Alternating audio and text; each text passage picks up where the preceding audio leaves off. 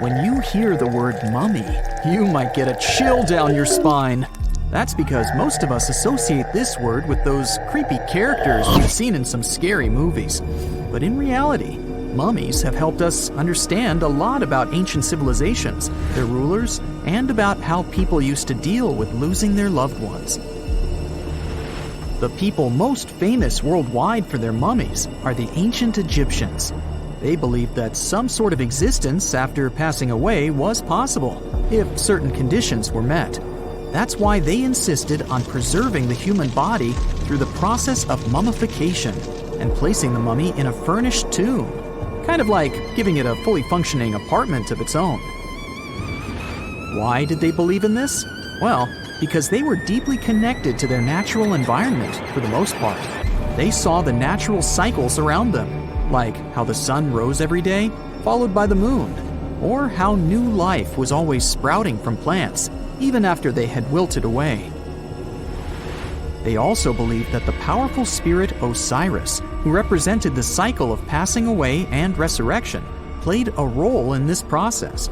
To prepare for the afterlife, the ancient Egyptians followed certain rituals, like mummification, which involved using materials like honey, resins, and incense to preserve the body. There's no other mummy more popular than that of King Tut. He was a young pharaoh who ruled over 3,000 years ago in Egypt. The problem with discovering ancient royal tombs is that most of such burial sites were previously robbed. People knew ancient rulers had been left with many valuable belongings, so those locations became vulnerable to thieves.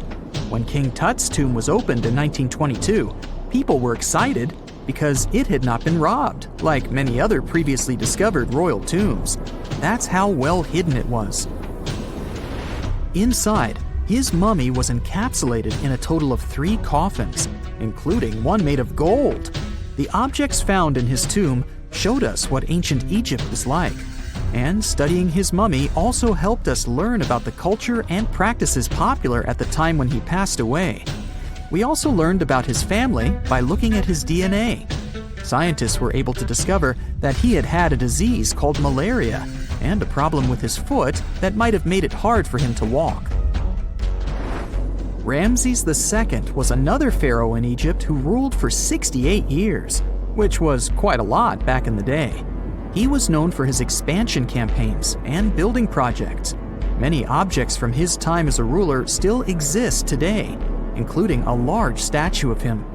Ramses II was about 6 feet tall and lived to be about 90 years old. After looking at his mummy, scientists concluded that he may have had a medical condition that affected his spine. Now, remember those thieves I mentioned before? They are probably the reason why Ramses II ended up in a plain coffin in a secret collection of royal mummies at Deir al-Bahari, which was rediscovered in 1881. Thankfully, archaeologists were able to identify him because his journeys had been recorded on his wrappings. The process was really tedious too. In fact, in ancient Egypt, the mummification process could take a staggering 70 days to complete. A special person would say a very specific speech while delicately handling the body and drying it out using a type of salt called natron. They also used linen and resin to make the body look more lifelike and to wrap it in cloth. The tomb was equally as important for ancient Egyptians. The walls of King Tut's tomb, for example, were adorned with intricate artwork that depicted his journey to the afterlife, from his burial procession to his passage through the underworld. The ancient Egyptians believed that everyone made this journey after passing away, and they filled their tombs with items and paintings to help the person in their spiritual travels. Additionally, the walls of the tomb were decorated with spells from a special book, which contained a collection of poems that the Egyptians believed would help people reach the afterlife. And speaking of how important this journey was, people also placed food in these ancient tombs. In King Tut's tomb, archaeologists discovered 36 jars of vintage beverages and 8 baskets of fruit, which were believed to be left there to help him in his journey to the afterlife. The Egyptians believed that traveling to the afterlife took a really long time, so they left a lot of supplies, such as food and water, to sustain their loved ones. Pharaohs also generally had numerous luxurious garments and beautiful jewelry in their tombs to ensure that they would have a fashionable journey. These items included various types of linen clothing, such as tunics, scarves, gloves, and headdresses, as well as a lot of gold jewelry with precious stones, like bracelets, buckles, pendants, necklaces, rings, and even precious depictions of insects for protection. Some were also deposited with fans made from ivory and ostrich feathers to keep them cool in the afterlife. Some ancient rulers were even placed in their forever apartments along with boats. For example, Pharaoh Khufu built the Great Pyramid at Giza as his tomb, and a large ship was found inside. King Tut, however, was buried with multiple boat paddles, but no actual boat. Instead, he had 3 chariots and numerous walking sticks made of precious materials, perhaps indicating he'd rather travel to the beyond by land, not by water. Amongst the most interesting objects found near ancient mummies are bottles of oils and perfumes. If rulers were supposed to be fashionable, why not smell nice too, right? Also, some of them had some ancient kinds of board games, most of them made out of precious materials like gold or ivory. One of those games was called Senet. It was very popular amongst the ancient Egyptians and very similar to modern-day chess. The ancient Egyptians may have the most famous mummies out there, but they weren't the first to invent the procedure. In fact, it all started in South America with an ancient civilization named the Chinchorro. As far as we know today, these people were the first to mummify their loved ones that had passed away. They did it somewhere around 2,000 years before the Egyptians started their own rituals. Sure, we can tell a lot about ancient rulers by studying these mummies, but until recently, we had no idea what they really looked like during their lifetime. Not so long ago, though, some very special mummy paintings were found by archaeologists studying ancient Egyptian objects. These mummy portraits are highly detailed paintings of individuals that were made while they were still alive. Such paintings were often painted on wood, as opposed to the classical portraits we all know about, which are painted on canvas. They are known for their realism and beauty, and have even been used by researchers to diagnose diseases by comparing them to the corresponding mummies. Some of these portraits also include depictions of jewelry, which was later found on the mummies. The recent discovery of these mummy portraits in Central Egypt is significant, as it marks the first time in over a century that such paintings have been found. Mummies appeared all around the world naturally, too. Mummification can occur without people intervening because of natural conditions, like extremely cold or hot environments, places with a lack of oxygen, or accidental exposure to chemicals that preserve the body. These conditions don't allow bacteria to grow, resulting in the body remaining more or less intact. Famous Otzi was one of these mummies. We know today he was a man who lived around 5,000 years ago in Europe. But upon his discovery in the Alps in 1991, Austrian authorities initially believed that he was a modern mountaineer because of how well preserved the body was. However, after the Iceman was removed from the glacier, it was determined that he was actually from the Copper Age. Consider the Great Pyramids, one of the original 7 wonders of the world and the only one that still exists today. Did you know that the pyramids of Giza weren't the only pyramids out there? And they weren't even the first ones. First, there were the pretty good pyramids, but they didn't catch on. Nah, I made that up. Back to the story. In ancient Egypt, it was believed that kings were chosen by gods to serve on earth as their mediators. In the afterlife, they were expected to become gods themselves. The pyramid complex was built to make sure that the king had everything they might need in the afterlife. The complex included the pyramid, a palace, and temples. The tomb in the pyramid, where the king was buried, was filled with many things they might need, like furniture, food, and gold vessels. Actually, the first pyramid had been built 80 years before the first pyramid of Giza appeared. Overall, there were around 100 of them. Some weren't finished though, since the construction took a while and not every pharaoh lived long enough to see the end of the construction. And now let's talk about the construction itself. The biggest of the pyramids of Giza is as tall as a 40-story building. So how on earth did they manage to build a structure that massive 5,000 years ago, long before machines and other equipment appeared? Well, let's figure it out. So Pharaoh Khufu ascended the throne around 2575 BCE, and his architects started the construction of the oldest and biggest of the pyramids of Giza.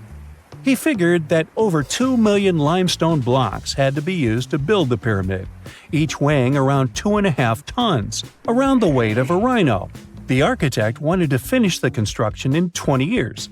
To make it possible, a stone had to be carried and pushed into place every 4 minutes, 24 hours a day, 7 days a week, and 365 days a year, except leap year. So obviously, a lot of workers were needed to make it happen. Many believe that it was enslaved people who worked at the pyramid's construction site, but that's not true. Workers came from all over Egypt to contribute to the project. All in all, around 25,000 of them. The Egyptians were doing all kinds of work, starting with manual labor and crafting tools to administrative work. They all worked around 10 hours a day. They were housed and well fed, and they were overall living a more comfortable life than an average Egyptian could afford at that time. Supposedly, the builders lived in a nearby temporary city and were a highly organized community with a strong leader. The pyramids seemed to be designed to align with the points on a compass, and their sides symbolized the rays of the sun. But back at that time, there were no compasses. Ancient Egyptians figured out the directions themselves and with amazing precision. To align the pyramids, they used 2 constellations. The construction site was arranged on the west bank of the Nile River. This also had a symbolic meaning. Just like the sun sets in the west, life sets in the west as well. The second pyramid of Giza was for Khufu's son, Pharaoh Khafre. It's a bit smaller, but this one has the famous noseless statue of the Sphinx. Of course, originally it had a nose. I would tell you what happened to it, but it's still a mystery, and no one knows for sure. Sphinxes have the body of a lion and the head of a human. They were considered guardians of important areas. This famous Sphinx, also pronounced Sphinx, has the head of Pharaoh Khafre and is guarding his pyramid, facing the sunrise. The Sphinx is one of the biggest and oldest statues in the world. Originally, it not only had a nose, but was also painted. Scientists have discovered traces of the red color of its face. So, most likely, the Sphinx was painted red. There are also remains of yellow and blue color on its body. The statue definitely wasn't boring. Till around 1800, the Sphinx was buried up to its shoulders until an adventurer with a team of 160 men dug it out. But let's get back to the construction. The workers, of course, needed stone blocks. There were 2 main places where people could get these stones. One source was close to the construction site, but that fossil-lined yellow stone was only suitable for the pyramid's interior. The limestone blocks for the exterior were hauled from 8 miles away on 30-foot-long sleds. Apparently, it wasn't too hard to pull them. The sand mixed with the right amount of water was pretty slick, and 10 people could move a sled even with a rock weighing so much. Surprisingly, cutting off a block of limestone wasn't the biggest problem. When in the ground, it was soft and could be split relatively easy. But after getting exposed to the air, limestone hardens. So the most difficult part was to shape the blocks. That step was crucial because the smallest inaccuracies could lead to the whole pyramid collapsing. So, okay, those limestones were mined, carried on a sled, shaped, and then what? How could they be put into place? Well, this is still a mystery. Archaeologists have discovered the remains of a ramp system that dates back around the time the pyramids were being built.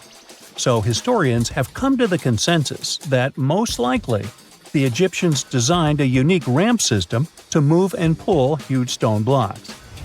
The most common opinion is that there were several ramps around the pyramid. There probably was a central ramp with 2 staircases on each side of it built over the pyramid stones. The ramp was growing as the pyramid was getting higher. People might have been walking up the stairs, pulling up stones on wooden sleds. But this is just one of the options. Other experts say that the ramps were around the pyramid, and some say that the ramps were inside the pyramid. Maybe we will never know for sure, and it'll forever remain a mystery. The exterior limestone of the pyramid was polished with sand and stone until it gleamed. On top, there was a gold and silver capstone, which glimmered over Egypt like a second sun. So that's how it was 5,000 years ago. Now, about the interior. Surprisingly, there's not much inside the pyramid. Most of it is just solid stone with very little open space. But let's take a quick look inside. From the entrance, there are two stairways, one going down and the other going up. They take us to the chambers. There are 3 of them inside. Now, why is that? Apparently, throughout the whole construction, a burial chamber had to be prepared at all times, just in case a pharaoh kicked the bucket before the construction ended. So, separate chambers were built one after another as the construction progressed. The last of them was the main one. It's called the King's Chamber. It's the one where Khufu is resting.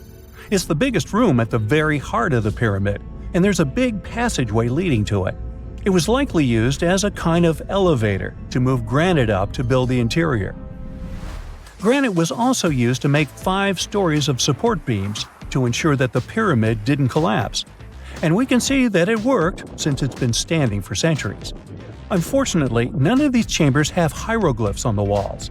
If you want to see the writings, you should go to the decorated tombs near the pyramids. Those pieces of art are depiction of ancient Egypt's culture and daily life.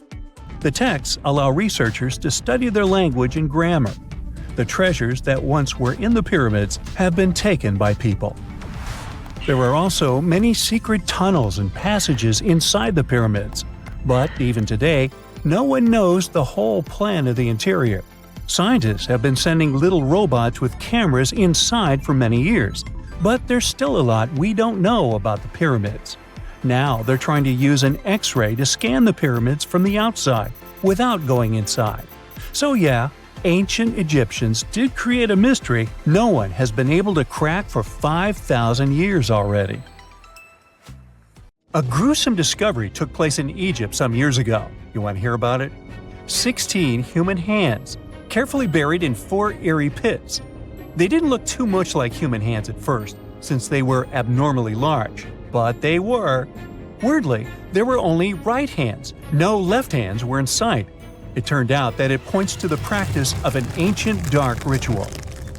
Old Egyptian art and tales talked of a ceremony where warriors would present the right hand of their adversaries as proof of victory and ask for gold in return. Egyptians believed in the afterlife, so cutting off someone's hand meant you cut off their power eternally.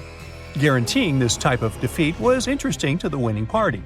Here, the fight was between Egyptians versus Hyksos, who lived in what was once known as Canaan. Egypt has always been the center of some history-changing findings, and some time ago, this papyrus was found. If we stretched it open, it would be just a tad bigger than the height of a skyscraper. The world's tiniest skyscraper, which is located in Wichita Falls, Texas. When humans didn't write on their notes app, they wrote on this thing, made from the medulla of a papyrus plant. Around 2,000 years ago, ancient Egyptians wrote something reminiscent of a book where they describe most of their funerary traditions and their visions of the afterlife. It's considered one of the most important texts from ancient Egypt and is still sold in bookstores to this day. This ancient manuscript was unearthed from a chamber located just south of the Pyramid of Djoser, located in Saqqara. Oh yes, Djoser is the oldest pyramid in Egypt and not the Giza pyramids like most people think. So recently, the site of Saqqara buzzed with excited archaeologists who probably found one of Egypt's oldest complete mummies. They believe that this beautiful and well-preserved mummy was that of a wealthy man. He was discovered in a deep shaft, covered in layers of gold leaves. There are many symbols that show he was an important and wealthy man, like the band he wore on his head, the bracelet on his chest, and the fact that he was embalmed with a tunic, which was reserved for Egypt's finest. The most exciting part of the entire discovery was finding the resting place sealed with mortar, just as the ancient Egyptians had left it 4,300 years ago. Now this may sound weird, but back in 2008, archaeologists discovered a missing pyramid. Now it went missing because it deteriorated over the span of 4,000 years. Today, you can only see its base. It was a pretty important site back in ancient times. It is said that around the area of the pyramid, the ancients hosted a special type of ceremony where high priests would carry mummified remains of sacred bulls. Now, here's a fun fact. Ancient Egyptians believed that Apis bulls were earthly incarnations of the city deity of Memphis and was connected to rites of fertility. It wasn't just any Apis bull, though. They needed to be all black, with a single white mark between its horns and a bunch of very specific characteristics. They were selected by the local priests and honored until they passed away. After that, they were mummified and buried in underground galleries. Meanwhile, this missing pyramid sort of disappeared around the 1800s. It was a German archaeologist who first found it in the village of Saqqara. He called it the Headless Pyramid when he first found it. But then, years after the official discovery, the desert sand came along and covered the whole thing. There were some excavations between the 19th and 20th centuries, but they weren't too systematic. That's why scientists were so thrilled when they dug an entire pyramid's base after removing the 25-foot mound of sand that was covering it. Oh, and it turns out American archaeologists are excavating a cemetery in Egypt that could contain over 1 million mummified bodies. So far, archaeologists have dug around 1,700 mummies. One of the main differences from other classic Egyptian mummies is that these people weren't kings and pharaohs. They were commoners that most likely lived about 1,500 years ago, when Egypt was controlled by the Roman and Byzantine empires. The name of the cemetery is cool, though, the Way of the Water Buffalo, just in case you want to check it out on your next trip. Other than bulls and buffaloes, ancient Egyptians also liked baboons. Are you seeing a pattern here? In the beginning of the 20th century, archaeologists discovered a site filled with mummified baboons in a place called, guess what? The Valley of Monkeys. An animal wouldn't have been mummified if it wasn't considered important. Certain animals were more important than others, since they were linked to specific deities. Jackals were connected to Anubis, the ancient god of the afterlife, and cats were likened to the female deity Bastet. Baboons were a pretty big deal, since they were believed to be connected to Thoth, the deity of wisdom and advisor to Ra, one of Egypt's supreme deities. The archaeologists who studied these animals weren't too happy. They think these baboons were kept inside and were deprived of sunlight for most of their lives. They had extreme vitamin D deficiencies and they were poorly fed. Maybe Thoth got angry with these baboon keepers. Just a guess. Since there's never a boring day for archaeologists in Egypt, they also found human mummies with golden tongues. Since Egyptians were all about the afterlife, they believed that golden tongues might help a person speak once they pass to the other side. I mean, it's a long shot, but hey, why not? Some of these mummies were placed in wooden coffins with goods, such as necklaces, pottery, golden artifacts in the shape of lotus flowers and scarab beetles, and iPhones. Just kidding. A new temple was also unearthed recently in Egypt. Scientists believe it was dedicated to honor Zeus Cassios. That deity would be a cross between Zeus, the almighty Greek deity of the sky, and Mount Cassios. While digging around the Sinai Peninsula in Egypt, archaeologists spotted 2 pink granite columns poking out of the ground, and bingo. They believe these columns represented the temple's front gate and collapsed during an earthquake many years ago. And speaking of deities, there weren't only super serious deities. Recently, scientists unearthed a golden ring in a city south of Cairo.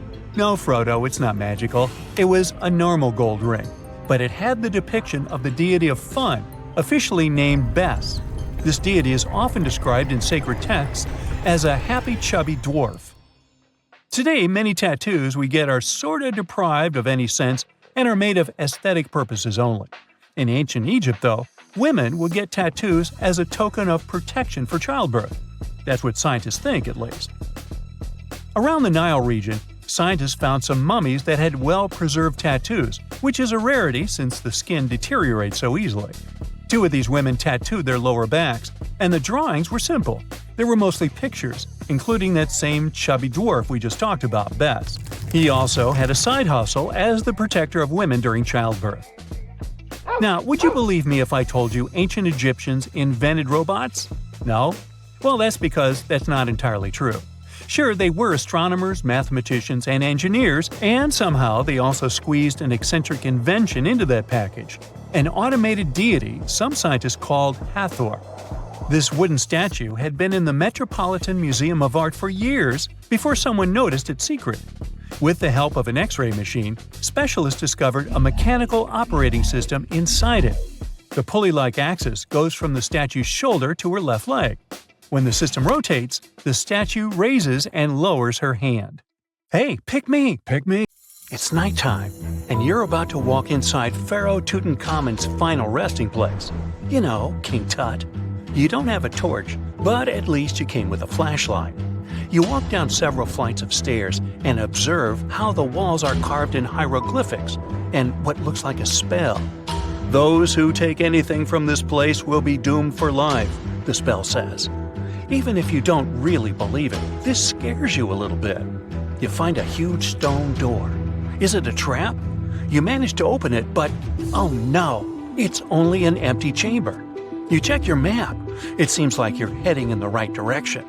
After what feels like hours, you realize you must be trapped inside a labyrinth. You try to retrace your steps, but you can't find the door where you came in from anymore. That's it, you think to yourself. You've fallen for the Pharaoh's trap. What's worse, you didn't bring a lunch. Okay, so we've all seen Hollywood movies where the main character is exploring ancient ruins and faces some seriously dangerous traps, right? We've been told Egyptian royalty protected their final resting places with venomous scorpions and snakes, sliding doors that will trap you for life, and giant rolling boulders that will crush anyone on their paths. The thing is, were these traps truly real? Well, I regret to be the one to break it to you, but this is all fiction. These elaborate traps were too technologically advanced for ancient civilizations to pull off. That is not to say, however, that there weren't any traps at all. Ancient civilizations, like the Egyptians and the Mayans, are known for their practice of building entire monuments dedicated to the ones who had passed away. These structures would often reflect the position of person occupied in society. So, for the really important people, the VIPs of their times, massive monuments were built to host their bodies long after they were gone. Some of these civilizations believed that a person's life would continue on the other side of the veil. For that reason, a person would be buried together with the belongings of their current life. If they had a lot of money and power and stuff, that meant their resting places would be filled with riches and gold. Now imagine if you lived in ancient Egypt and you knew exactly where all the pharaohs' tombs were located and had heard rumors of the amount of wealth kept in these places. Maybe you would be tempted to go check it out, right? We're talking about large rooms filled from floor to ceiling with golden artifacts, jewels, and even money. I mean, it does sound tempting. And since there weren't any security guards protecting the entrance of these places, Egyptians needed to get creative as to how they would protect these riches. These old civilizations found some traps to be useful. A recurring one was building empty rooms inside the monument to confuse a burglar. Now, let's take a look at Amenhotep III's final resting place as an example. It was built in the city of Luxor, in a spot also known as the Western Valley of the Kings. Two French engineers originally discovered the monument between 1905 and 1914 CE. The structure is huge and has more than 10 chambers, connected by long corridors and steep stairways. The King's Chamber is the most hidden one, and for an outsider to try and find it, they will probably enter a lot of empty rooms beforehand. Other pharaohs tried to protect their riches by commissioning monuments with false doors concealing pits that were up to 20 feet deep. This way, an unwarned and unwanted visitor would be surprised by the deep hole on their way to the king's resting chamber. Alongside false doors, pharaohs made sure to build labyrinth-style corridors and false walls. This way, robbers could take hours or days before they found the king's real chamber. As to pits with poisonous snakes on them, if there were any reptiles inside these monuments, they probably got inside on their own, and would most likely not stay there for long. There is no way snakes would survive years and years without food inside these pits. So yes, another Hollywood-induced belief right there. If these traps seem boring to you, archaeologists did find an interesting deterrent in the final resting place of the Red Queen of Palenque in Mexico. Palenque was one of the most powerful Mayan cities in pre-Columbian Mexico, and the Red Queen was believed to be the grandmother of the last Mayan king, undoubtedly a person of immense importance to the empire.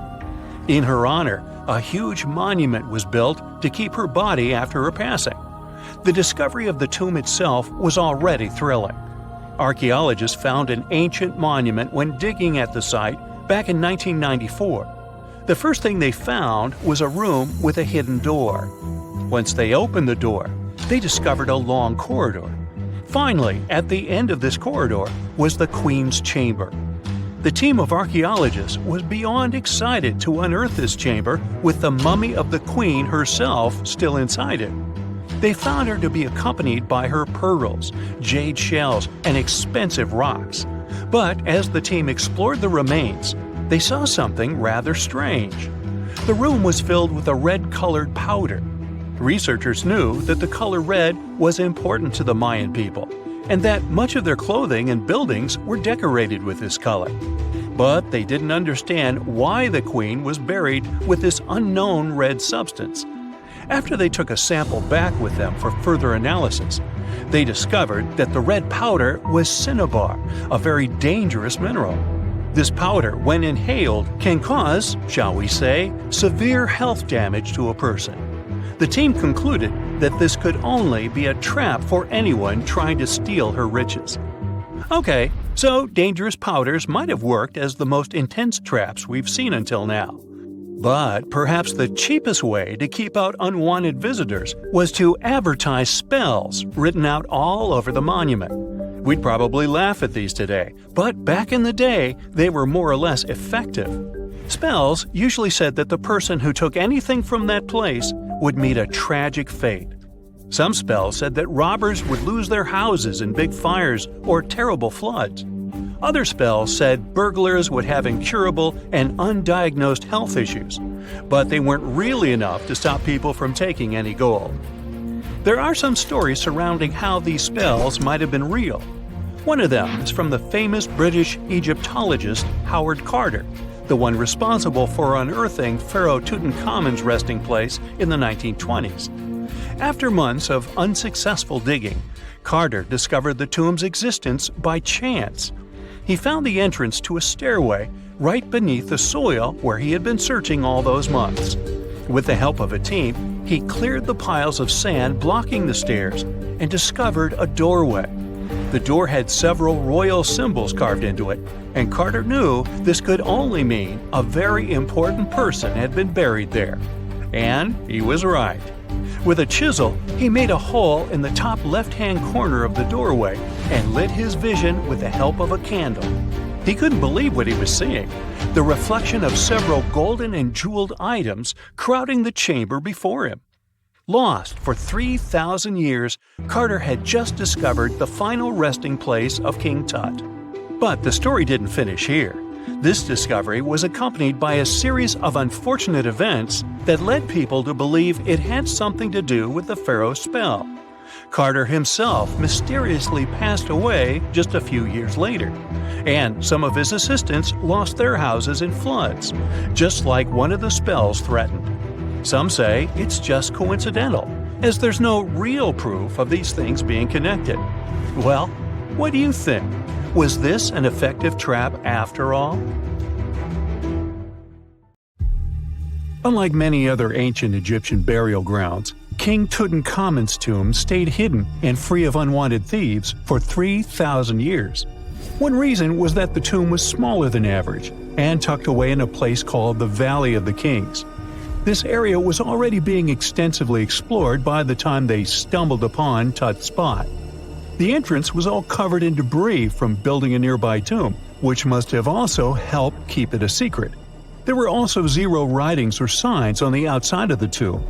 Time passing also played a part in keeping it in amazing shape until the 1920s, when a man named Howard Carter finally made it in. But was Carter that big of a hero? Some recent findings say he might have been sneakier than initially thought. People used to think Carter wasn't just a glorified treasure hunter, he was a true archaeologist. Before Tut, he had been on a relentless quest for Egyptian artifacts. He discovered his interest in these unusual objects when he was a child, and soon started drawing the sculptures and inscriptions that were found in ancient tombs. After stumbling upon the remains of King Tut, Carter spent a decade recording and processing all sorts of objects, like golden thrones, chariots, and statues from Tut's tomb, shipping them down the Nile to Egypt's museum in Cairo. Well, at least that was the official story. More recent discoveries claim that not all of the objects made it to Egyptian officials. A secret letter seems to uncover Carter's little 10 for them, 1 for me policy. The letter in question was sent to Sir Alan Gardiner, a philologist and friend of Carter's, dated from 1922. In these writings, Carter mentioned having found the tomb and was asking his buddy for some advice. In another letter from 1934, Gardiner seems to be thanking Carter for an amulet, which was sent to him as a thank you gift. Carter was adamant that it didn't come from Tut's tomb, but evidently it did. Even the British director of the Egyptian Museum was onto Carter's sneaky endeavors, but couldn't prove it. He compared Gardiner's amulet to others from Tut's tomb, and lo and behold, they were a perfect match. Gardiner was so disappointed to have been put in such a sticky situation that he vented to Carter in another letter. Deciding to be a good friend, Gardiner didn't throw the famous archaeologist under the bus. Instead, he advised Carter to take those stolen goods back to Cairo, just like he'd advise you to like this video and subscribe to the Brightside channel for more amazing videos on the most unique topics in history. It's not the only shady piece of information on Carter's post-discovery behavior. In 1947, a man named Alfred Lucas, who used to work with a controversial archaeologist, gave some information in an obscure journal in Cairo. He claimed that Carter sneakily cracked open the burial chamber door himself. Then he sealed it back up like nothing had happened before the official uncovering. Now, why would he do that? Well, the same theory suggests that Carter and his crew might have entered the tomb early so they could get their hands on some ancient goodies. Obviously, these people couldn't risk having such objects sold while they were still alive, but made sure they were auctioned off after they passed. Carter, though, never confessed to anything. He made no official denial either, but the Egyptian government couldn't risk any more mysterious disappearances, so they prohibited him from entering the tomb for a while. Some have connected this apparent stealing to the curse of King Tut. If you've never heard of it, know that it became quite the scary tale soon after King Tutankhamun's resting place was uncovered. It claimed that anyone messing with the tomb of the boy pharaoh would face some serious bad luck. It's not all dramatic like a mummy going on an aggressive spree, but word got out that the people involved in disturbing King Tut's lair met some mysterious, untimely ends. The main untimely passing related to this supposed curse is that of George Herbert, the 5th Earl of Carnarvon. He was this British aristocrat who helped fund the search for the tomb. He passed away just a year after the tomb was opened. Now, people love to call it mysterious, but it turns out that Herbert was already in pretty bad shape health-wise when he got to Cairo, and he ended up getting taken down by a regular disease. Now, let's talk numbers. There were a lot of people linked to this tomb opening: security guards, archaeologists, and supporting staff. And sure, a few of them did pass not long after the tomb started receiving visitors. As much as we'd like this curse to be true for the sake of, good storytelling, statistically, if you have a bunch of people connected to opening a tomb, you'd expect some passings just by random chance. The average lifespan for those supposedly targeted by the ancient curse was more than 20 years after the spell was supposed to kick in. Herbert's daughter even lived until the 1980s, that's half a century later. And Howard Carter himself lived until 1935, a solid 16 years after the big reveal. Some have suggested that the whole curse was nothing more than a careful PR strategy. You see, when Tut's tomb was found, Howard Carter wanted to make a priority out of keeping nosy reporters away.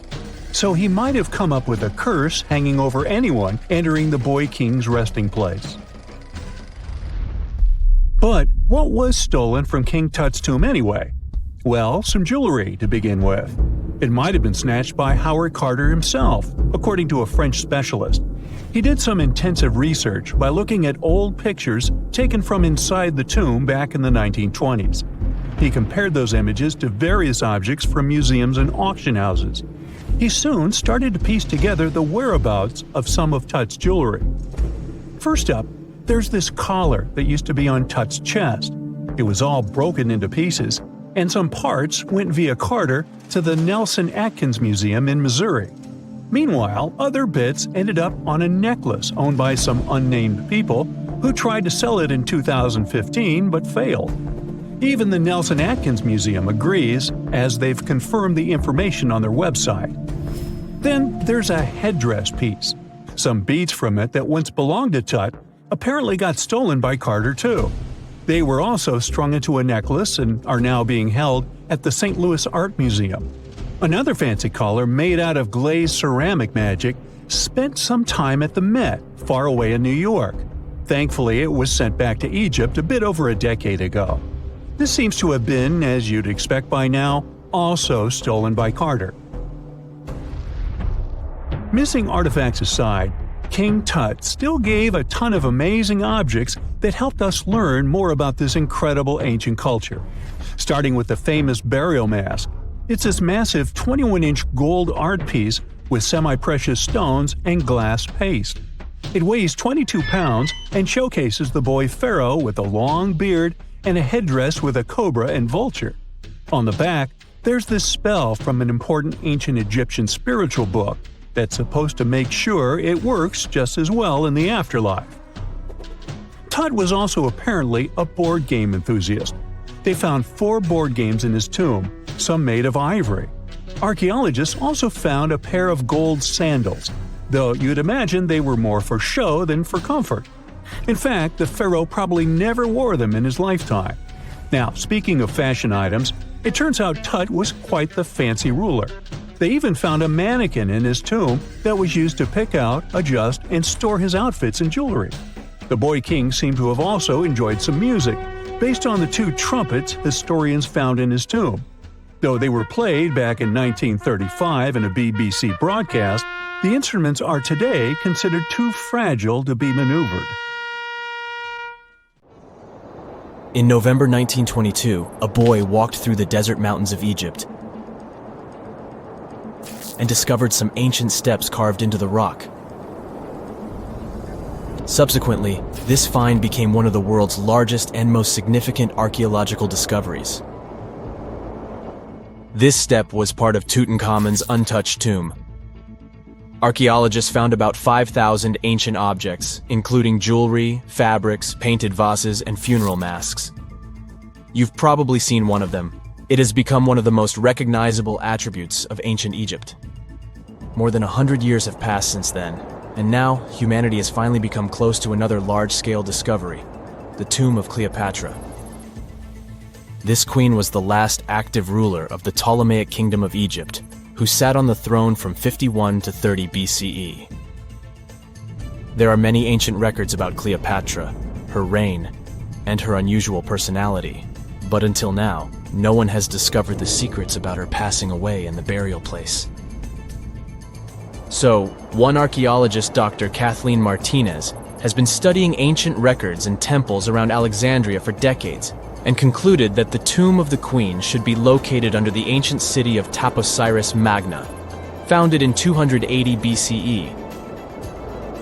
It was a big city on the northern coast of Egypt, where tens of thousands of people were engaged in trade and industry. and it seems that Dr. Martinez's guesses turned out to be correct. She and a group of archaeologists have discovered a secret underground tunnel near Alexandria, with a length of about 0.8 miles. It was cut into the rock under Taposiris Magna's temple. During further excavations, they found many things that indicate Cleopatra's tomb lies in the tunnel's depths. It's also possible that she is buried there together with the Roman commander, Mark Antony. According to ancient records, Cleopatra and Mark Antony loved each other and together opposed the Roman Senate, which declared Antony a traitor. The fact that natural disasters have occurred on the territory of Taposiris Magna for thousands of years can complicate the excavations. Earthquakes and floods destroyed the city and possibly flooded its underground tunnels. But archaeologists hope the ancient tomb remains untouched, and that it hides many treasures and records about the royal life of ancient Egypt during the reign of the last dynasty. There's a chance that excavations will go underwater and in the mud. This will require much time and funding, but archaeologists are sure it's worth it. Anyway, it's too early to say that Cleopatra is really buried there, but scientists have found many things in the tunnel that confirm this, including clay pots, dozens of coins with the image of Cleopatra and Alexander the Great, as well as a bust with the image of the Egyptian queen. Cleopatra is still one of the most popular personalities in Egypt, on an equal footing with Ramesses III and Tutankhamun. She inspired many films, paintings, and books, but what made her so popular? She became famous for her inconsistency. She was a beautiful, intelligent ruler who pulled Egypt out of the crisis and made it a prosperous power. Medieval Arabic texts say she knew chemistry, mathematics, and philosophy, and may have written several scientific books. She knew several languages and had excellent diplomatic skills. At the same time, there are many legends that she was a femme fatale who drove many men crazy. However, there's no evidence that her beauty was incomparable. The image of a stunning model was created by Hollywood when it made several films where famous actresses performed the role of Cleopatra. And the Roman Emperor Octavian, the adopted son of Julius Caesar, specially created the image of Cleopatra as an insidious seductress because he was her enemy. Even though she was born in Egypt, Cleopatra wasn't an Egyptian. Her ancestors were Greeks, among whom was one of the generals of Alexander the Great. However, the people of Egypt loved her. She learned the language and was very sensitive to the traditions of this country. She knew the history, mentality, and customs of ancient Egypt well. She raised the level of its economy and strengthened its status as a world power. Much of this was made possible thanks to her cunning and impressiveness. She loved theatrical performances and lavish celebrations. She knew how to surprise people and put on a show. But behind the exterior image of a luxury lover was an intelligent and calculating ruler. Ancient Egypt was a rich, luxurious country, and Cleopatra did everything to increase its wealth and strengthen its position in the international arena. For example, she was once in conflict with her brother Ptolemy XIII Odd. The queen knew that she wouldn't be able to resist him, so she decided to attract Julius Caesar to their side. The Roman emperor arrived in Alexandria, where Cleopatra wanted to meet him, but Ptolemy knew about her plans and was about to prevent her from coming to Caesar. Then, instead of a rich and noisy arrival, Cleopatra decided to make her visit inconspicuous. She wrapped herself in a carpet or linen bag the emperor's servants carried into Caesar's private chambers. Cleopatra emerged from the carpet and impressed the Roman emperor with her beauty and determination. As a result, they fell in love with each other and became close allies. After some time, she impressed another influential Roman for diplomatic purposes. She arrived to meet Mark Antony on a golden barge with purple sails and silver oars. Cleopatra was dressed in the image of Aphrodite and sat under a magnificent canopy. Her servants dressed like cupids and were blowing her fan and burning incense. But Cleopatra created such a show for a reason. She knew that Antony revered Greek mythology and considered himself the embodiment of Dionysus. As a result, he was so impressed with this woman that he ended up marrying her. Cleopatra defended her crown, strengthened her alliance with Rome, and bore Antony 3 children. In Egypt, they threw big parties and enjoyed wealth with power. However, the relationship of a high-ranking official with the Egyptian queen caused a scandal in Rome. Octavian was Antony's primary opponent in the struggle for power, so he exploited the situation to darken the competitor's reputation. He used propaganda to make Cleopatra an insidious seductress in the eyes of Roman citizens. He accused Antony of succumbing to her charms. The Roman Senate supported Octavian and declared Cleopatra an enemy. In 33 BCE, this conflict reached a high point when Antony's navy clashed with Octavian's fleet. The latter won and forced his enemy to flee to Egypt with Cleopatra. According to some records, they took refuge near Alexandria. Pursued by the Romans, they hid in one of Cleopatra's palaces and met their end. Some legends say that Cleopatra was an expert in poisons. She provoked a venomous snake, a viper or an Egyptian cobra, to bite her. Also, according to another legend, she pricked herself with a poisonous needle. There's a theory that Cleopatra always carried an ampule with poison inside her hairbrush. And when she was cornered, she soaked the needle with this poison and pricked herself. None of this can be said for sure. Scientists are still trying to find out the truth. Perhaps when they reach Cleopatra's tomb, the world will get more answers about her tragic fate. She is considered the last ruler of Egypt. After her passing, Octavian plundered her palaces and temples and returned to Rome, where he became the main emperor. He successfully ruled the country and expanded its borders. His reign ended when he turned 75. World history would have looked different if Cleopatra and Mark Antony hadn't lost that naval battle. By the way, did you know that more time has passed between Cleopatra's reign and Neil Armstrong's flight to the moon than between the reign of the Egyptian queen and the construction of the Great Pyramid of Giza? Armstrong took a step on the Earth satellite in 1969, 38 years after the birth of Cleopatra. And the construction of the pyramid took place in 2560 BCE. Imagine how long the history of ancient Egypt is. Cleopatra is closer to us in time than to the pyramids.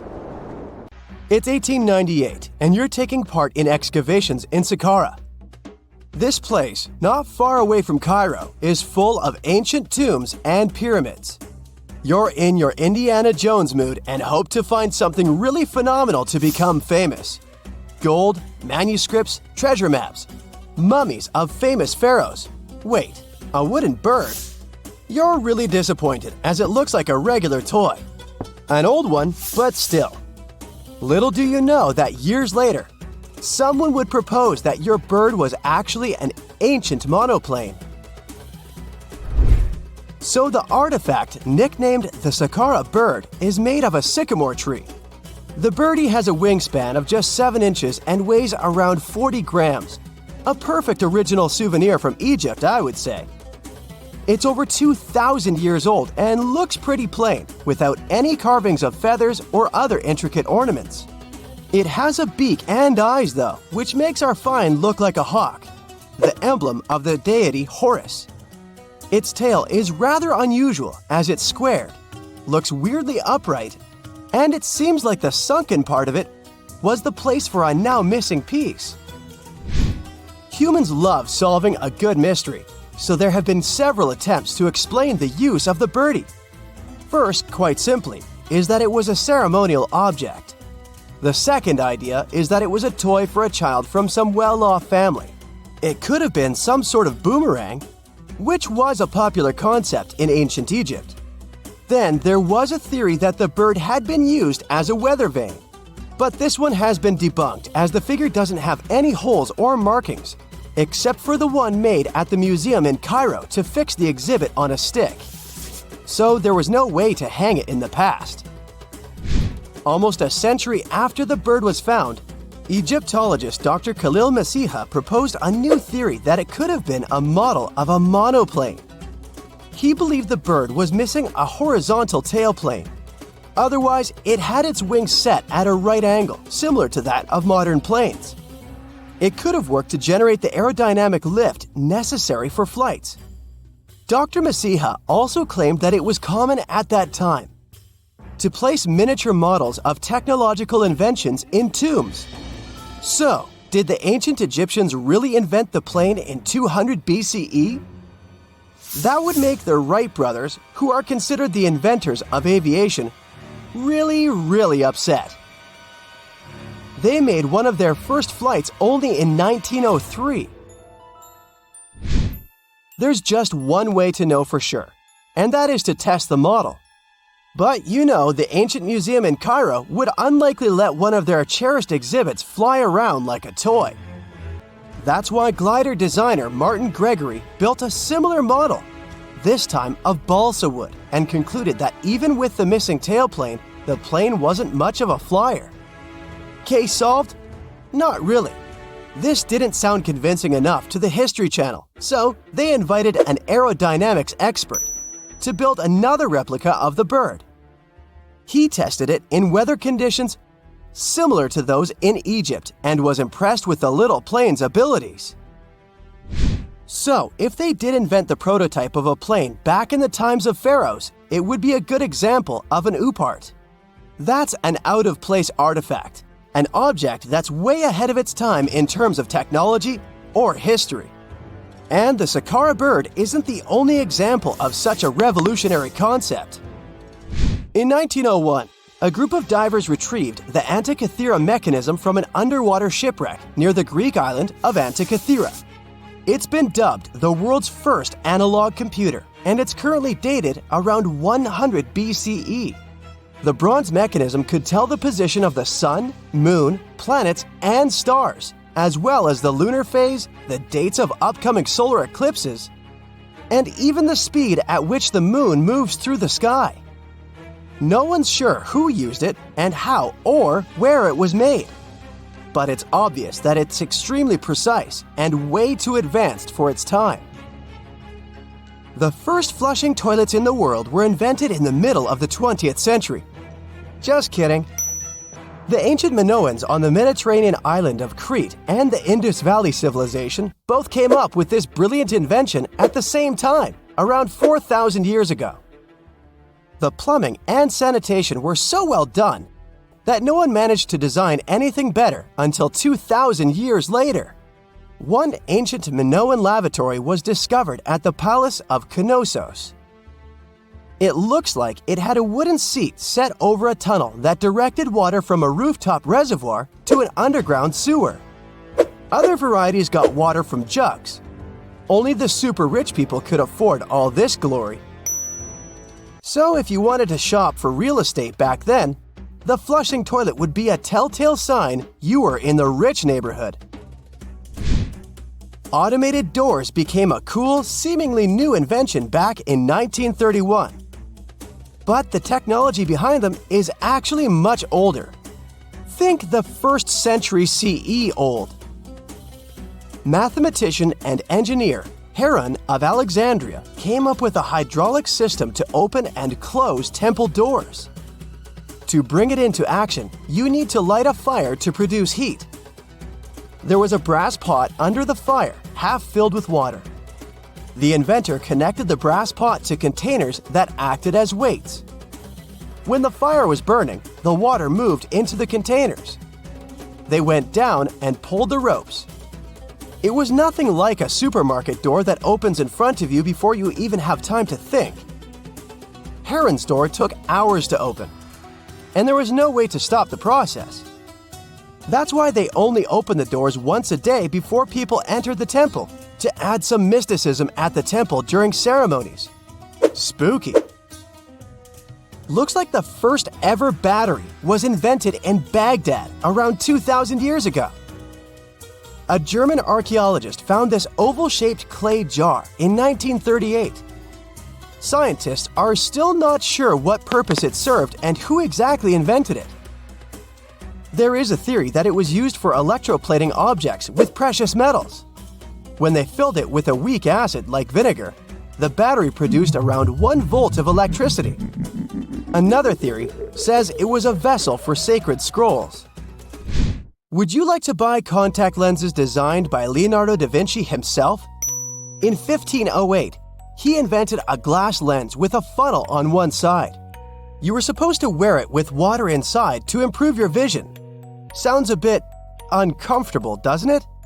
So, around a century later, French scientist René Descartes decided to improve the idea and make the cornea contact the future lenses. Contacts because they contact your eyes. Get it? The glass tube with liquid did help improve vision, but blinking was sadly impossible. 2.5 centuries later, new technologies in the glass industry let scientists design contacts that would fit in the eye and even let the wearer blink. Thanks, guys!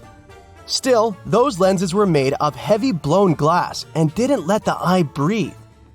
About 50 years later, contacts became plastic, lightweight, unbreakable, and scratch-resistant, but still covering the entire eye.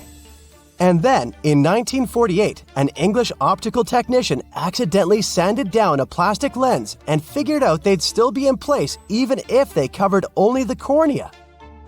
Imagine you're living in 19th century London and need to send a message to New York. It would have taken about 10 days to get there by ship. So when delivery time went from days to hours in 1858, it was a true sensation. The first message was sent by Queen Victoria herself. It was all made possible thanks to the transatlantic telegraph cable, running under the ocean. Sadly, the new cool invention only lasted a few weeks. It took years to bring it back to life. Whenever you hear about ancient ruins, you almost never picture them being suspended somewhere, or just randomly hanging on the branch of a tree, right? In fact, for most of the ancient artifacts we have exposed in museums all over the world, archaeologists did quite an impressive amount of digging. You see, buildings have this funny way of fading away over time if not properly taken care of. Sometimes we need to reuse some building materials, so an older construction may be sacrificed in the process. Other times, houses are abandoned, and once they are exposed to the elements on the surface, like rain or sunlight, they don't really stand a chance. Some just simply crumble away due to good old erosion. So the only way a piece of architecture can survive the test of time is if it's somehow gotten buried deep down. Now, how did they end up buried in the first place? Well, it's quite the comedy of errors. Ancient cities had a habit of gradually raising their ground level like a kid adding toppings to their ice cream sundae. You see, these settlements were always busy collecting food and building materials to keep up with their ever-growing population. But hey, who has time to deal with waste and rubbish? It wasn't exactly high on their to-do list back in the day.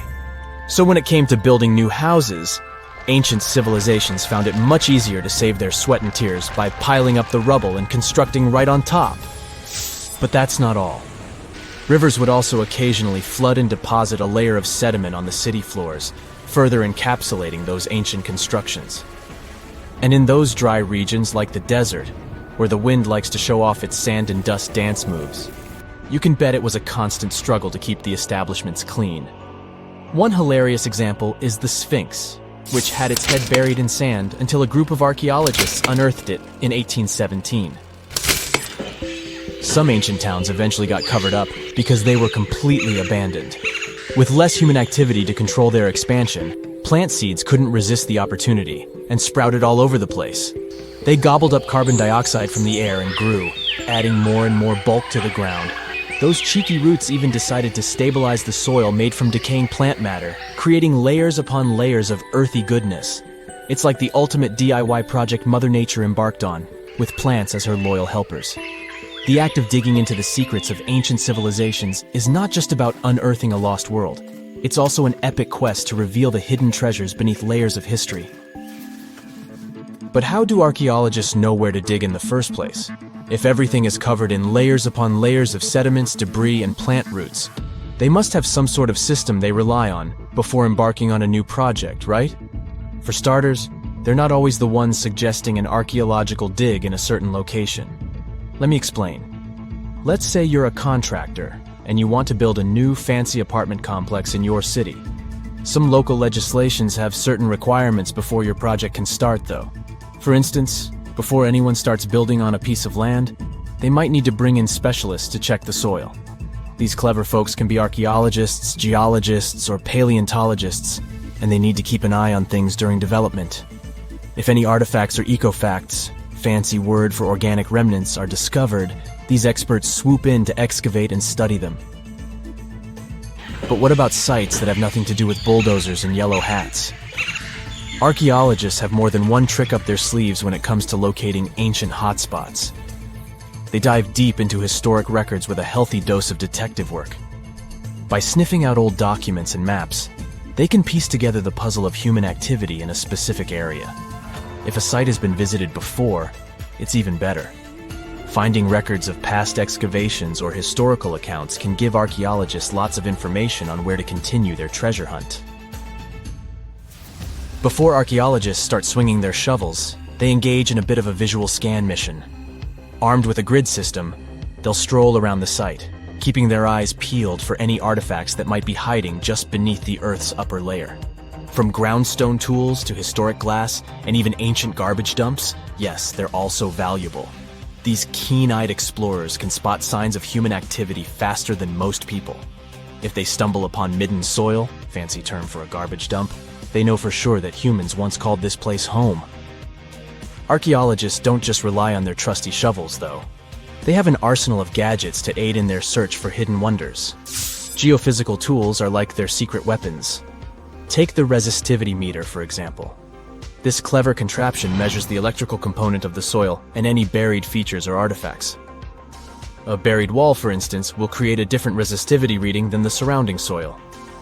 Magnetometers and ground-penetrating radar work in similar ways, showcasing potential hints of ancient treasures in the soil. And who could forget our trusty old friend, the GPS? It helps archaeologists map out precise locations, like a high-tech treasure map, leading them straight to their pot of gold. Care to virtually visit some of the most important archaeological sites in the world? Well, follow me. In the United Kingdom, for instance, you'll find this interesting place called Stonehenge. It's one of many henges scattered around, but this one really takes the cake. Picture this: massive ancient stones standing tall and proud, arranged in a funky outer ring and an inner horseshoe, with some smaller stones thrown in for good measure. And guess what? These amazing stones have been around for over 5,000 years. Talk about a serious case of rock-solid longevity. Now, here's where it gets interesting. According to local folklore, the legendary wizard Merlin whipped out his magic wand and poof! He teleported these massive stones all the way from Ireland. Apparently, some giants had assembled them there, but Merlin decided they would look much better at their new location. Others think it's just the ruined remains of an old Roman spiritual edifice. These amazing structures were built by our Bronze Age ancestors. With their simple tools and limited tech, they managed to create this monumental masterpiece. Impressive, right? Unfortunately, there's still so much we don't know about this area. Stonehenge's initial purpose remains a mystery to this day. Sure, there are lots of theories, but scientists have yet to agree on the subject. However, we do know that it's perfectly aligned to catch the sunrise during the summer and winter solstices. The ancient city of Pompeii is an equally amazing archaeological site. Picture this. Mount Vesuvius, a notorious troublemaker, decided to throw a volcanic tantrum and completely covered this ancient Roman city. It turned it into a time capsule, located outside present-day Naples in Italy. Fast forward to the year 1748, when a bunch of adventurous explorers stumbled upon Pompeii. Lo and behold, they discovered a treasure trove of well-preserved goodies: streets, houses, food. Probably a bit stale by then. Blingy jewelry, fancy sculptures, colorful frescoes, everyday household items, and even animal and human remains. It was like an epic archaeological party. From the looks of it, Pompeii had it all. Fancy houses and villas, a massive 20,000-seat arena, cute little artisan shops, hangouts like taverns. And let's not forget the saucy spots like those luxurious bathhouses for some intense pampering. There's also the Sanctuary of Apollo, where people used to gather for their daily dose of worship. And of course, the bustling heart of the city, the Forum of Pompeii, where all the cool people used to hang out. And guess what? Pompeii is so cool that it made it to UNESCO's World Heritage List back in 1997. That's like the ultimate Hall of Fame for historical awesomeness. It also includes many other famous buildings and sites, like the Taj Mahal in India and the Acropolis of Athens in Greece. Imagine working 7 days a week on a large-scale construction site. You, along with thousands of others, carry millions of stone blocks and put them on top of each other according to a complex system. You work without modern construction equipment. You have no air conditioning or constant access to water. It's so hot outside that you can fry eggs on the road. You've been building the pyramid for decades, and now, when it's finally done, you enjoy the result of the colossal work of thousands of people. You're looking at a giant cultural monument of global value that will freeze in time and amaze people for tens of thousands of years. A few thousand years have passed. People in the 21st century see the pyramids and are like, wow, I can't believe humans have built this. Yeah, the people who built the pyramids wouldn't have appreciated such a theory. But actually, there are reasons to believe that people built it using some fantastic technology. From the outside, it seems the Great Pyramids are just big triangles of stone. People just put some heavy blocks on top of each other, and that's it. In fact, the design seems too perfect to be true. The pyramid consists of more than 2 million blocks. They lay so close to each other and are so even that you couldn't squeeze even a thin sheet of paper between them. Scientists still can't figure out the exact technology for building the Egyptian pyramids. One of the biggest and most famous is the Great Pyramid of Giza. This huge construction, well known all over the world, has one big secret. There should be a capstone on top of the pyramid. It's a triangular-shaped stone block, a small pyramid on top of a huge one. It's also called a pyramidion. The builders of ancient Egypt made it out of granite and limestone and covered it with gold. No records or old drawings prove that there was a pyramidion at the top of the Great Pyramid of Giza. But there's another ancient Egyptian structure with such a triangle, the Red Pyramid. It was built before the Great One, and its capstone has survived to this day. Archaeologists have found and reconstructed it. But where could the capstone of the Great Pyramid be? It's a mystery that still has no answer. Some are sure that some thieves have stolen it from the top. Maybe they just climbed up and pushed the pyramidion down. It makes perfect sense. The capstone was probably the most valuable element of the pyramid. Many scientists and archaeologists still don't know its exact purpose. Some believe that this peak covered with gold glorified the pharaohs. The capstone reflected moonlight at night and illuminated the entire space around it. During the day, the capstone reflected sunlight with its shiny surface. You could have noticed it from afar. The top of the pyramid was a kind of guiding star for lost travelers.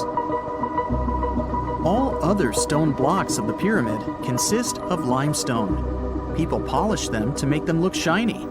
In the past, they were even glowing and reflected light. You could see glowing pyramids from space, although they looked like tiny lights. Over thousands of years, winds, sandstorms, and rains have changed the pyramid's appearance. If people had taken care of them all this time, they would have looked like something out of science fiction movies, or the pyramids from Las Vegas. But unfortunately, we will never see their original appearance. Some archaeologists and scientists believe that the capstone could absorb the sun's energy and distribute it evenly throughout the pyramid. No one knows precisely why the Egyptians needed this technology. There's a theory the pyramids are ancient energy systems. The pharaohs applied this energy to use some unique technologies that were more advanced than all the achievements of the 21st century. And the triangular shape of the pyramids was ideal for boosting this electromagnetic energy. In theory, solar radiation, or electromagnetic forces, accumulated at the top of the pyramid, filled the inner rooms, and then went down the walls to the base. Any surface distortion could prevent the flow from spreading, so they had to create a perfectly smooth surface. That's why they installed the blocks so that nobody could squeeze a needle or razor blade between them. Many people believe in this theory because they built the pyramids from limestone. This material can hold energy inside itself. In the inner part, they created granite deposits to cause air ionization, that is, to create an electric charge. They also dug channels under the pyramid for water to transmit electricity. And at the top, they put a gold capstone, the best conductor of electricity. So, This is how you get a great power generator. Different cultures used similar technologies to create electricity all over the world. But these are all theories. If it had been working, humanity would have used these technologies today. There are mentions of the metal industry, chemistry, engineering, physics, mathematics, and astronomy in some ancient records. Most scientists don't believe in all these things. We know the detailed stages of the technology's development in different cultures. In the 21st century, scientists, historians, and anthropologists can track the evolution of all modern devices. If people had created some technological inventions in ancient times, the history of the world would have looked different. Perhaps all the achievements of antiquity could have been wiped off the face of the earth by global cataclysms, and it can happen to us. Just imagine how people would dig up a laptop in 5,000 years. Perhaps they wouldn't understand what kind of device it is. Another Egyptian wonder surrounded by mystery is the statue of the Sphinx. The Egyptians carved it out of a single massive piece of limestone about 4.5 thousand years ago. But scientists still don't know the exact date of its construction or who built it. People painted the Sphinx in different colors, so it looked much brighter and more vivid in the distant past. It was shining just like the Great Pyramids. Anyway, time hasn't only changed its appearance, but its name too. Initially, the Egyptians called it Hor-Mekhet. The Greeks renamed it the Sphinx about a few hundred years after it had been built. The Sphinx emphasized the greatness of the rulers of Egypt. It also performed a symbolic function of a watchdog guarding the tomb of the pharaoh and the paths leading to it. This version sounds realistic, since archaeologists have discovered many secret entrances at the foot of the Sphinx. Perhaps these rooms and intricate tunnels lead to underground halls with treasures. And treasures don't always mean gold and jewelry. According to legends and theories, the Sphinx guards the Hall of Records, the storage of all humankind's knowledge. The information about the ancient mythical state of Atlantis could be there. You can find many detailed maps of the internal dungeons of the Sphinx on the internet. They show structures 12 stories deep under the statue. It looks like a small city filled with gold, scrolls of knowledge, and various ancient artifacts. But don't believe all these maps. These are just theories. Several thousand years have passed, but people have very little information about it. Archaeologists know that there are still many strange and exciting things about the Sphinx that are still undiscovered. Some locals are afraid to research because they believe they can awaken something terrible from the underground depths. Therefore, it's mostly scientists from other countries who conduct the excavations. In 1998, scientists discovered strange tunnels leading to empty rooms under the Sphinx. They realized that some people tried to get there through tunnels in the past, and maybe those people took all the treasures that were there. One of the legends says that some powerful artifact lays beneath the Sphinx. Its technology can change the whole world, but the locals are hiding it because it can damage the planet. Some believe that you can find evidence of unknown technologies painted on the granite walls in the pharaohs' tombs. But most likely, these paintings and signs tell us the myths and legends of ancient Egypt. But what if Egyptian symbols and drawings are detailed instructions for using ancient technologies? What if the locals that lived at that time thought, people in the future won't be able to get energy themselves. Let's leave some detailed instructions for them. Anyway, there are many riddles and theories. In reality, the search for answers is a dangerous undertaking, since it's not easy to get into the underground halls. Excavations can ruin the structure of the entire Sphinx. Any person inside the tunnels may get lost and never be able to find their way back. Besides, it costs a lot of money. Now, what would be awesome is if people could invent some device that could scan underground areas and show their detailed models. Most people know that pyramids were built as grand tombs for the pharaohs, designed to ensure they had a smooth journey to the afterlife. The Great Pyramid of Giza, for instance, was constructed for the pharaoh Khufu. But what most people don't know is that this whole pyramid building trend started right here with the step pyramid of Djoser about 4,700 years ago. This massive structure was built for Pharaoh Djoser, a ruler from Egypt's 3rd dynasty.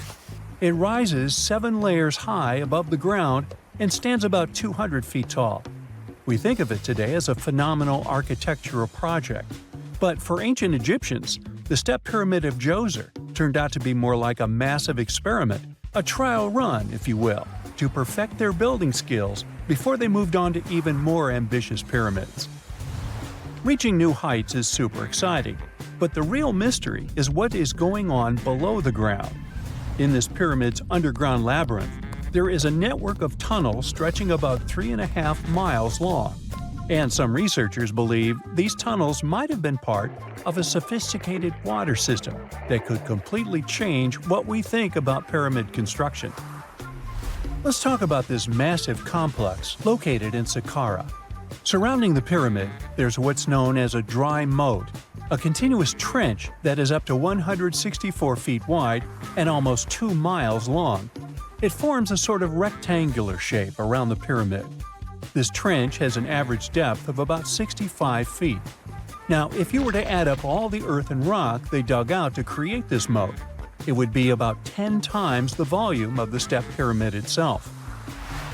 For the longest time, people just assumed this trench was nothing more than a huge quarry, a place where they dug up stone and clay to build the step pyramid. Makes sense, right? But when you take a closer look, it doesn't add up. The trench is too narrow and deep to be practical for mining, and its layout doesn't match anything we know about ancient Egyptian quarrying methods.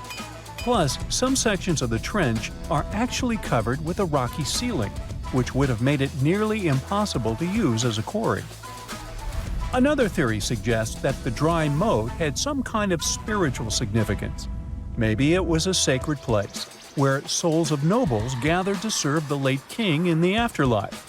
There are even niches in the walls that work as a hint at this spiritual function. But most researchers believe that this purpose likely developed much later, long after the complex was built for Djoser. So, what was the moat really designed for? In 2020, a researcher came up with a pretty intriguing idea. It is possible that this trench was actually designed to collect and manage water, especially after heavy rainfalls. Now, that makes sense when you consider the location. The moat sits in an area that could easily have been flooded by runoff water from nearby plains. This could also explain why the trench wasn't used for new graves until much later when the climate became drier and less prone to flooding. The story becomes even more intriguing, as this trench appears to be part of a larger, more complex hydraulic system within the Djoser complex. It is like the trench has several compartments, carefully carved out of the rock and connected by tunnels. These compartments likely served as a part of a water treatment system, where water would flow from one compartment to the next, getting cleaner as it moved along. Now, here is where things start to tie into the pyramid itself. The Djoser complex has a series of underground shafts, and some researchers think that water from the moat's deep trench might have been used to power a hydraulic lift system, and this giant water-powered elevator could have been used to raise the heavy stones needed to build the pyramid. It worked like a volcano, but instead of lava, water did the heavy lifting. Imagine a big deep hole in the ground at the center of the pyramid site. Inside this hole, there was a huge wooden platform, kind of like a giant raft that could move up and down. When the workers wanted to lift a heavy stone, they would fill the hole with water. As the water rose, the wooden platform started to float up, carrying the stone with it, almost like a giant water-powered elevator. When the stone reached the right height, the workers slid it off the platform and onto the pyramid. The idea is that water from the deep trench, after being cleaned and filtered, would flow into these shafts. A massive float, possibly made of wood, would then rise as the water filled the shaft, lifting the stones up to where they were needed for construction. Once the stone was in place, they'd let the water out, lowering the platform back down to the bottom, ready to lift the next stone. This fancy hydraulic lift system could have been a game changer, making the whole building process a lot faster and more efficient without using a lot of workforce. It is like the ancient Egyptians were already embracing the whole idea of work smarter, not harder. But of course, not everyone is on board with this theory. Some experts argue that the area where the step pyramid of Djoser was built couldn't have held enough water from occasional rains to maintain such a fancy hydraulic system. The main theory suggests that, in the past, there might have been some kind of lake nearby that would have filled up after a period of rain, and this lake could have supplied water to the complex's hydraulic system. But there is no mention of such a lake in any ancient Egyptian writings, so it might be more of a what-if situation than a reality. And then there's the issue of the hard work itself. Remember when I said this method could have allowed the ancient builders to raise stones with far less effort? Well, that might not be entirely true. According to some experts, just building this hydraulic device would have required a lot more heavy work than simply moving the stone blocks using good old-fashioned manpower. And let's not forget, the step pyramid of Djoser is like a baby pyramid compared to those that came later. The stones used for Djoser's pyramid weighed, on average, about 660 pounds each, which is nothing compared to the more than 2.5-ton blocks used later for the pyramid of Chephren. If this cool water lift theory gets completely ruled out, we still need to explain how this pyramid was built in the first place. To answer that, we need to rewind a bit and talk about the original plans. See, before Djoser's tomb became a pyramid, the idea was to construct a simple mastaba. This type of tomb was pretty common in earlier periods, a flat-roofed, rectangular structure with sloping sides. But after the original mastaba was finished, they decided to expand it a bit by adding more layers on top. And then they added even more layers, until the construction reached 6 distinctive steps, each one smaller than the previous. And they probably did all this by raising those heavy stones using ramps, not a water-powered elevator. There is still so much we don't know about the step pyramid of Djoser. More research is definitely needed to fully understand how this system worked, or if it even existed at all. But the idea of using water to help build the pyramid adds a whole new layer to our understanding of ancient Egyptian engineering. It's a powerful reminder of just how clever and resourceful those builders were, using the natural landscape and the power of water to create one of the most iconic monuments in history. For more than 3,000 years, the gold mask of Pharaoh Tutankhamun stayed hidden in the Valley of the Kings. This artifact, which stands about 21 inches tall, shows how skilled and artistic the ancient Egyptians were. But nobody expected that X-rays would reveal its biggest secret. King Tut was the last ruler of his family during the 18th dynasty. He took the throne at just 9 years old, but ruled for only 10 years before he passed away unexpectedly. If we're being honest, back in ancient Egypt, he was mostly forgotten by the rulers who came after him. His tomb wasn't a big deal for them, so much so that even the grave robbers forgot about him. It might sound a bit sad, but the truth is that it was actually great news for us. Since his tomb was practically forgotten, it ended up being perfectly preserved. While the other tombs in the Valley of the Kings were looted, his remained sealed and untouched. So when it was discovered back in 1922, it had over 5,000 precious objects inside. That made Tutankhamun basically an instant celebrity and one of the best-known pharaohs nowadays. Among the treasures was the most stunning piece, his golden mask. This mask is said to be an exact image of the king's face, or at least it was supposed to be, but we'll get to that later. The purpose of this accurate representation of his face was to make sure that his soul would recognize him in the afterlife and return to his mummified body. In ancient Egyptian beliefs, this would allow him to continue living in the afterlife.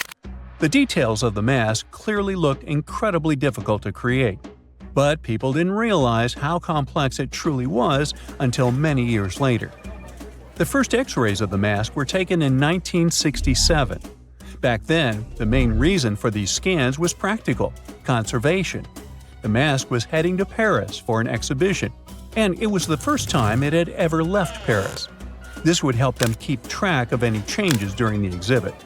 Plus, the images could give clues about how the mask was made, but back then, they probably didn't fully realize just how complex its construction was. I mean, Egyptian goldsmiths didn't use modern soldering techniques. So, how did they make this mask? New X-rays taken in 2007 gave us some answers. It turned out the Egyptians didn't use pure gold, which is 24 carats. The mask was actually made of 23-karat gold, meaning it was mixed with another material. So specialists discovered that the gold sheets contained a small amount of copper, a reddish-brown metal. This was likely done to make the material more flexible and easier to shape. They would then shape the gold sheets by heating and hammering them over and over again. But there was one more secret inside the mask that wasn't discovered until 2015.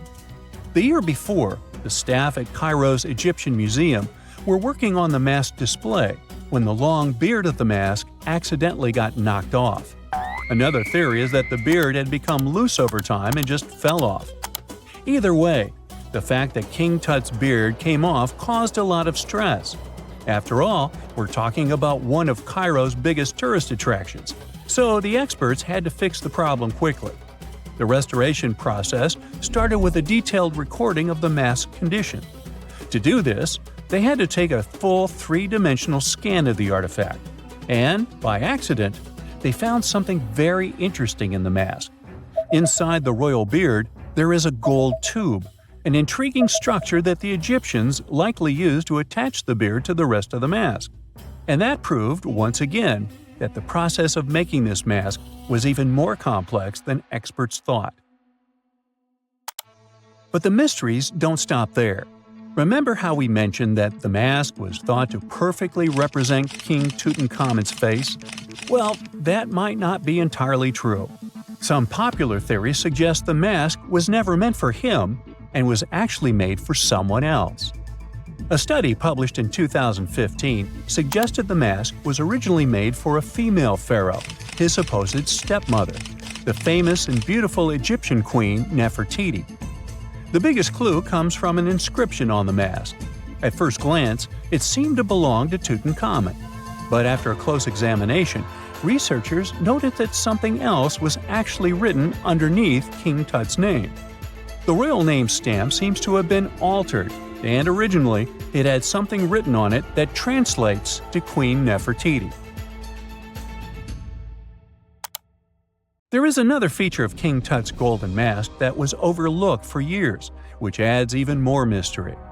As we mentioned earlier, experts believe he wasn't respected much by the pharaohs who came after him.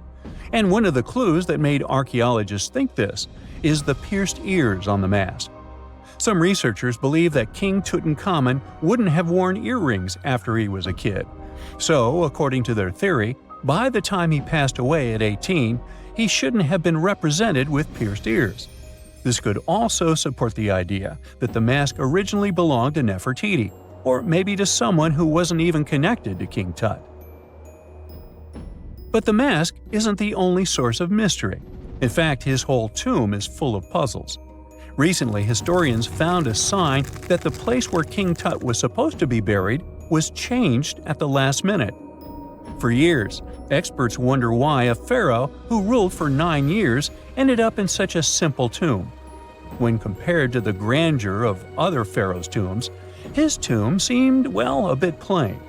The idea that a king like Tutankhamun would have such an unremarkable resting place just doesn't match up with the power and importance he must have had in ancient Egypt.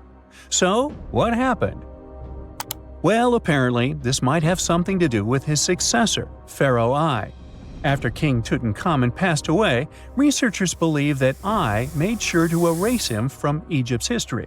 So, one theory suggests that he was probably behind the quick decision to place King Tut's body in a smaller, less impressive tomb. When experts looked at I's own tomb, they found something interesting. There is a large wall covered in painted baboons. This is the same type of artwork found in Tutankhamun's tomb. It seems like the same person might have chosen the artwork for both tombs. Now, the design and decoration of the two tombs are almost identical, suggesting there was a shared hand behind both. But there is one key difference. I's tomb is fit for a king. It's much bigger and more impressive, even though the style and artwork are similar to what you see in Tutankhamun's tomb. So the theory suggests that I decided what went into both tombs. Since Tut passed away unexpectedly at a young age, his grand tomb wasn't finished in time. Normally, pharaohs start building their tombs while they're still alive to make sure everything is perfect. But Tut passed away when he was just 18, so there wasn't enough time. I may have taken advantage of the situation, ordering a smaller tomb for Tut and keeping a larger one for himself. Experts believe this theory explains why Tutankhamun's tomb is so simple and how I managed to wipe his memory from history so easily. But in the end, the story of King Tut's mask and tomb is full of mystery and intrigue. Each new discovery sheds more light on what really happened all those years ago. But one thing is for sure, the secrets of ancient Egypt still have much to reveal, and King Tutankhamun will continue to fascinate people for years to come.